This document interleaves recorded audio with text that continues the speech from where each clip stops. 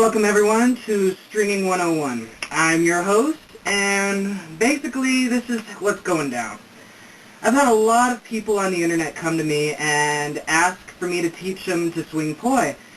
And I point them to different resources on the internet, and basically a lot of people had trouble learning at first. And I mean, no matter how good somebody is guiding you, you still have to put your own effort. And right here, I'm going to steal Little Raver Boy's 3 Ps: patience, persistence, and practice.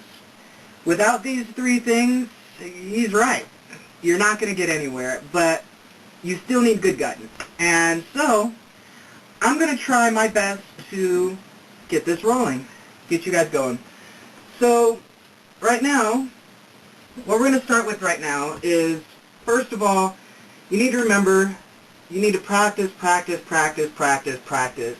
You're not going to wake up one day and suddenly be able to do crossers. You're not going to wake up and you're not going to be able to do a weave in a day. It may take you 3 weeks to get a weave. It may take you a day. It may take you an hour. Some people are different, and different people learn at different rates. And people learn different tricks in different orders, and I'm going to try to go through in these tutorials and put everything together in the best order that I possibly can, and try to show as many tricks as I possibly can to help you learn, and different exercises and all that good stuff. But okay, just remember, keep in mind that you're going to have to practice every day, and when you get frustrated, go ahead, take a break for a day, 2, or even 3. When you come back, you're going to be more focused, you're going to be more relaxed, and you're going to love it even more when you come back. And you're going to be surprised because you're going to come back to it and you're going to suddenly learn new tricks. You're going to be able to just flow differently in a different way, and you're just going to love it. But anyway, on to my first planned part. We're going to show you right now sock poi. This is what you want to learn with. Do not, and I repeat, do not learn with glow sticks. Socks, tennis balls, alright? Now, I'm going to tell you to get different colored socks. When you go to your store to pick up socks, I mean, if you want, get some cool little striped colored socks. Get 2 that are the same size and same type, but get 2 different colors. I'd actually recommend getting 2 sets of poi. So get 4 tennis balls and 2 sets of socks and mix and match the 2 colors. This way, when you have a friend over and, you know, they see you practicing, they may want to get in on it too. A common problem, especially with me too, is sets of poi tend to disappear. So you have an extra set laying around. So it's just simple. Sock, tennis ball, voila. There you go. Look at that. Look at that. Alright. There's your poi. Okay, well, I just covered the different colored poi and tennis ball socks a moment ago. And as you can see, I just tied 2 different color shoestrings on there, and you can do something of the sort if you don't feel like going out and buying a couple nice pair of socks. However, I really recommend using the tennis balls just because it's a really good weight and they don't hurt so much. And I mean, you can use Ziploc bags, you can put beans or rice or sand or anything in there, but it's just the weight and the consistency and everything. Tennis balls work really well, especially for beginners and learning. Like I said before, do not use glow sticks because that's going to suck. And there goes my phone, so I'll be right back. Okay, now on to the next subject. Once you get past your sock poi and you actually get into glow sticking, or you get into flow lights or any type of lights where you're actually using strings and handles, you're going to want to find your comfortable length, and for everybody this is really kind of different. So I'm not going to try to give you a specific length. I'm going to let you experiment with that and find it on your own. However, you're not going to want to exceed your arm's length. And actually, I enjoy really long string, and sometimes I do exceed this, but until you get to a more advanced level, do not exceed your arm's length, and you can also wrap it. Once you have your handle and you find how to hold it and everything, you can wrap it around your hand for different lengths. So right here, for you're doing your buzz saws, which we'll get into another day.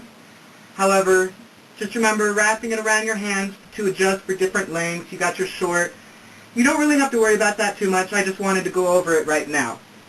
Okay. So that's basically covering your poi length and all of that. And later on we'll get into different types of ways to tie your strings, but let's not worry about that yet. Okay. Next, whenever you're learning, always when you're learning, you're always going to want to focus on your playing control. See how this is fairly vertical, how it goes straight up and down. See how this is kind of tilted? Well, you're going to always want to focus on your playing control, just like that. Now, of course, you're not going to be able to have that control right away, but throughout your learning, you're going to always want to focus on that plane control. I'm sure most of you have taken basic algebra, and you must understand what planes are. That's your plane, right there. See how that's at an angle, and that's straight up. Okay, that's your plane. Now, another thing is when you get your tangles, when you're like, whoop, why can't I tangle on purpose?